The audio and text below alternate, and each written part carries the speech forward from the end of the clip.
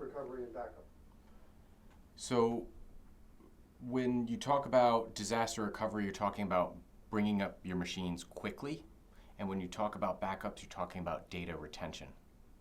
So when we think of backup, we think of devices that back up to a disk target so we can recover them relatively quickly, or we talk about going to tape so we can keep them for a long time. When we think of DR, we think of SAN snapshots or OS level snapshots. Those can keep our recoveries quick, but are only meant for short-term retention, such as maximum 1 month, where when we back up to a disk target or tape library, we can back up, keep a year, 2 years, many months, that kind of data. Okay, when people think of disaster recovery and back, do they make any serious mistakes in thinking about them? A serious mistake might be backing up to tape in order to do your recoveries from tape.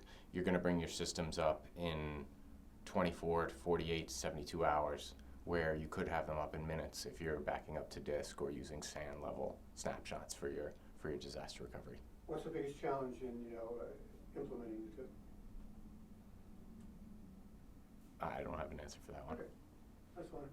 Good? Okay, cut. Okay, now I'm going to take that out and put it in. What is it? Okay.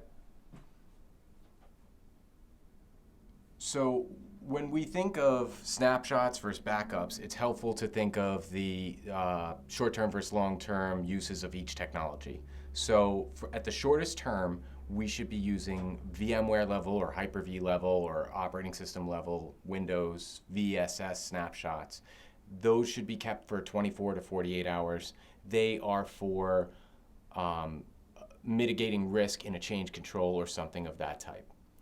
When we think of the next term and where we're to use snapshots, we think of SAN level snapshots for 1 day, 1 week, maybe 1 month maximum. This provides us quick recovery, but isn't meant for long-term retention. Then we go to disk-based backup or disk target in our backup. So we back up with a backup utility like NetBackup or Aperture or Backup Exec, and we put that data on a disk repository. That's our mid to long term, for instance, 1 month to about 1 year. And then when we go to tape backups, those are super long term. Those go from 6 months to a year to 2 to 5 to 7 years. That's sort of the spread as to which we handle our backups and snapshot technologies. Cut. Okay. Yeah, excellent.